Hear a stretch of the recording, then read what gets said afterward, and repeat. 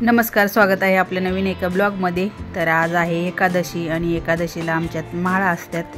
सासरे एकादशीलाच वारले होते, तर महाळ पण एकादशी दिवशीच असतात। तर सकाळचा नैवेद्य दही भाताचा असतो, तर आळणी भात असतो आणि भात बनवून घेतलाय, दही पण आणून ठेवले आणि आता आम्ही चाललोय वरती। आलोय आम्ही आता टेरेसवरती नैवेद्य ठेवण्यासाठी। मी आणि मिस्टर दोघे जण चालू होतो, तर ठेवतात मिस्टर नैवेद्य। एरंडाच्या पाण्यामध्ये ठेवूनच दाखवला जातो आमच्या इकडे। तर मग एरंडाची पानं आणली आणि नंतर दही भात घातला। आळणी भात असतो बिना मिठाचा आणि त्याच्यावरती दही घालून आता नैवेद्य दाखवतात। तर पक्षी पण लगेच आलेत। नैवेद्य ठेवून 1 सेकंद पण झाला नाही तोपर्यंत लगेच पक्षी पण आले। कावळा येत होता लगेचच खायला, मग मी थोडं लांबूनच पडले कारण तो उडून जाऊ नये म्हणून। आणि लगेच आला आणि दही भात खाऊ लागला आणि लगेच नंतर पण लगेच 2-4 आले कावळे।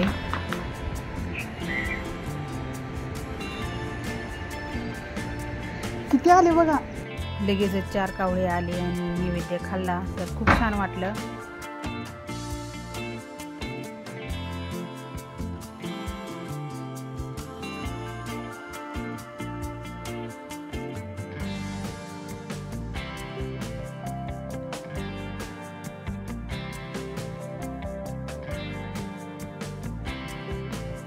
ज्यूस तर पण दम नाही, आले कावळे पण लगे नैवेद्य पण खाल्ला। हे भाताचा सकाळचा नैवेद्य असतो आणि नंतर दुपारी आपला पूर्ण जेवणाचा।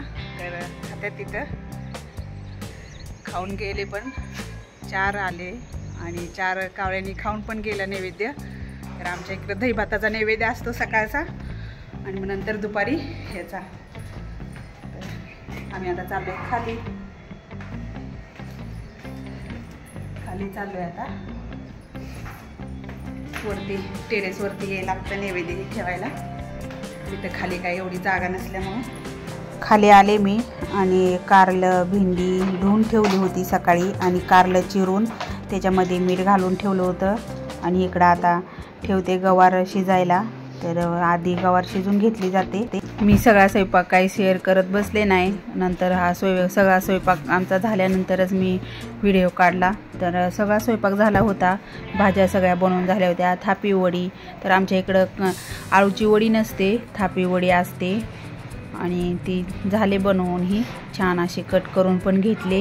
नंतर गवार, कारलं, भेंडी सगळं झाले। नंतर हा भोपळा, लाल भोपळ्याचं पण मान असतो ना। नंतर भात आणि नैवेद्य बनवून घेतल्यात आणि ते भरून पण घेतल्यात, भजी पण बनवलेत, पापड सगळंच झालेलं आहे। आणि आता नैवेद्य भरून ठेवला आहे। खीर, तांदळाची खीर असते, तर तांदळाची खीर पण बनवून घेतले।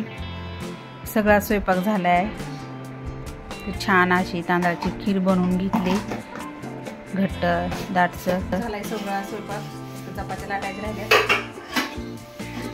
वडी बनवून झाले, थापी वडी, खीर बनवली। नंतर यात भेंडी, गवार, कारलं, नैवेद्य पण बनवून घेतलेत, भजी झाले, भजी पण झाले, पापड झाले, पापड भात सगळंच झाले। पापड एक पिशवीत भरून ठेवल्यात, चपात्या राहिल्यात, चपात्या करून घ्यायच्यात आता। झालाय सगळा स्वयंपाक। सगळ्यात आज आमच्यात काही पुरणपोळी नसते, चपाती, खीर, कढी, वडी, नंतर भजे, पापड, नंतर सगळ्या भाज्या, भजे, पापड, भोपळा, लाल भोपळा असतो, हे सगळं झालंय। चपात्या बनवायच्या राहिल्यात, तर आता चपात्या बनवून घेतली। नैवेद्य पण भरून घेतलेत, नैवेद्य तेवढे बनवले ते थोडेसे आणि नैवेद्य भरून घेतल्यात। आता नैवेद्य दाखवायचा आणि आता चपात्या बनवून घ्यायच्या। फोटोची पूजा केली आणि दिवा आरती लावली, नंतर हार घातला आणि आता फोटोला पण नैवेद्य ठेवून घेतला। आम्ही 4 नैवेद्य बनवतो, एक फोटोला, एक गायला, नदीला आणि वरती कावळ्याला। तर असे 4 नैवेद्य बनवले जातात। आता दुपारचा पण नैवेद्य ठेवला होता कावळ्यांसाठी, तर कावळे येऊन खायला लागलेत, तर त्यांचीच भांडणं लागतात खाण्यासाठी। तर 4-5 कावळे आलेत। काय खाते तू? 2-2 चपाती सगळ्यासारख्या आहे ना, सगळ्याला दिले तर मला घाबर नाही। हां खाणार काय तेवढी तू चपाती? बरं संपव, सगळं संपव, अजून घी कढी येते. हां हां छान झाले का? बसलेत आता सगळेजण जेवायला वाढले. आणि जेवण्यासाठी सासऱ्यांच्या मामाचा मुलगा पण आला होता, त्याचा काही व्हिडिओही काढला नाही. चाललंय यांचं जेवण, नंतर आम्ही पण जेवण करून हे घेतलं. असा होता आमचा म्हाळाचा छोटासा ब्लॉग.